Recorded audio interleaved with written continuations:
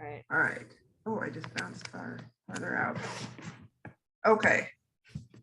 All right. Well, hi. Hi, how are you? Congratulations on making it to the end. How Thank are you you. feeling?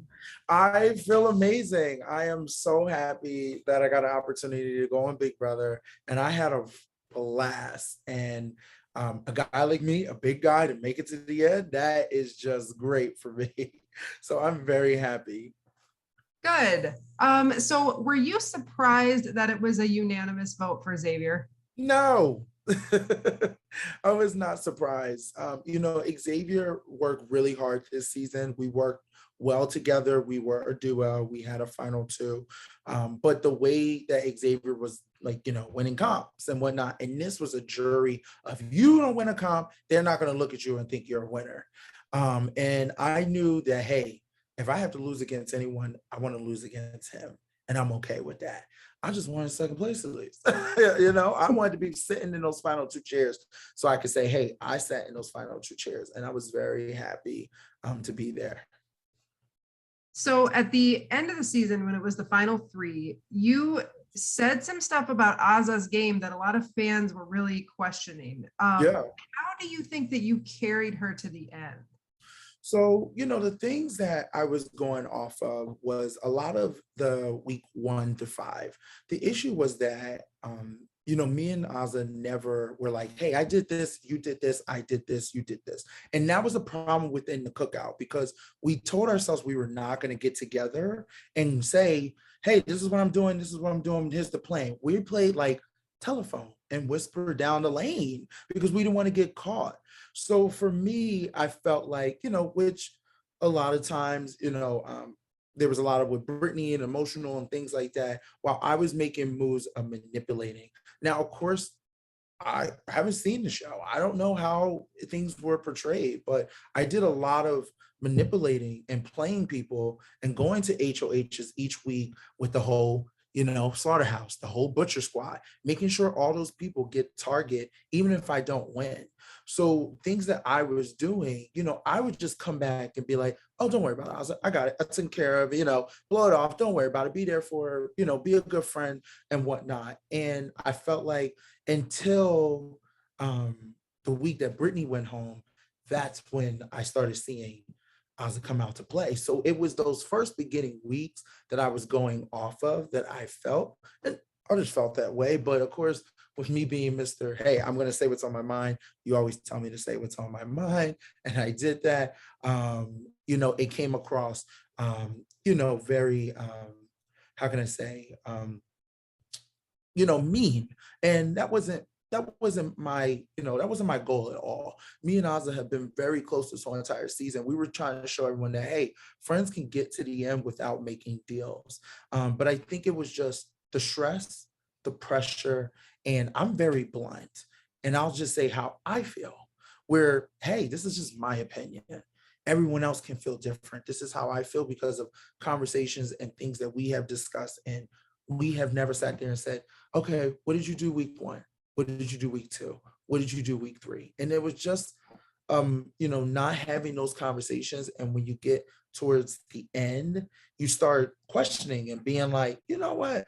I don't know. I feel like you were, sleeping a lot and staring at these walls. I think I was out here doing a lot. But it was never meant to come from a malicious place. I love Azah. I've always cared for her that whole entire time, and I still love her to this day. Of course, her feelings were hurt, and I never intended for that to happen. And at the end of the day, I hope the only person I owe that to is her. But I think that she knows when she watches it back, I really did have her best interests. I made sure to designate myself to be a pawn 2 times for her so she would never go up.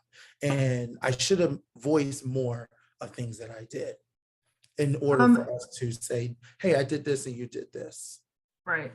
Would you do anything differently if you could, or do you have any regrets about the way you played the game? I definitely wish that I spoke up more about things I did. Because I think it looks like I just laid around and napped all day and didn't do anything. I wish that I said, hey guys, let's just let you know, week one, I've already made sure that Travis is a target because I've been talking to Frenchie and did this. I wish I said week two when Frenchie was on the block, which had nothing to do with me, I would have said, hey, I didn't do nothing this week, but I have been making sure to put the plan in place for Brett to be the target next week. You know, there was so much, especially with talking to Whitney. I was working with Whitney to get Brett out. She wanted him out. So there were so many things that I was already putting in place, and I wish I vocalized them. That's the one thing I regret. You know, over the course of time, it seems like, you know, of course, when you wake up, you read everything, you're seeing everything, you know, after being gone for so long. I think the thing that I want everyone to hopefully understand is that the women in the house, I love them, and they really did love me. And we all had conversations throughout the time of, hey, you know, Big D, you can say the B word to me. I'm fine with that, you know, and we had that relationship. And I said, y'all can say the same thing to me. And I told them, hey, you want to read me, because I'm going to read you, because this is a show. We're here to entertain. And I hope that, you know, over the course of time that people could see that I'm not here to, how can I say, be like that type of person. I'm funny. I think I'm funny. I hope people find me funny. But I, you know, I have lighthearted jokes, and at the end of the day, I'm going to say what I want to say. And if anyone takes it personal, hey, it's not meant to be personal. It's a reality show. And I think everyone in that house knows who I am. And that's all that matters to me. I can care less about what anybody else thinks. It's what they think, because they live with me for 85 days. Yeah. Were you surprised that Tiffany won America's Favorite Player? No. I was not surprised. You know, I think it was one of those things where she definitely deserved it. You know, people were like, hey, it's either going to be you, DX, or Tiffany. But I knew it wasn't going to be me, because I was like, look, I'm probably going to look like a villain. It is what it is. And I can't do nothing about it. You know, I don't really care. And you either hate me or you love me. And at the end of the day, I still love everyone. Even the people that do not like me, I still love them, because in this world, life is too short. And if you take everything so serious, how can you enjoy things in life? But I knew Tiffany was going to get that, and she deserved it. She was funny. The thing about it is that me and Tiffany made our amends. We had our heart to heart and talked. And we had times where we just clashed, but that's what family does. And because me and Tiffany were cut from the same cloth, even though she said she wasn't, we were. It was hard for us at times to, you know, come together and be like, hey, you know what? I get you. I see what you're saying. But yeah, she definitely deserved it. And think about it. She went out at the 6th. And, you know, you know, it was hard. And I felt like, you know, you don't want somebody to leave it and not have an opportunity for nothing. So I was happy for that. Yeah. Awesome. All right. Well, that is my time today. So thank you so much for speaking with me, and congratulations on making Final Two. Thank you so much. Thank you. Take care. Thanks, Andrea. Thanks.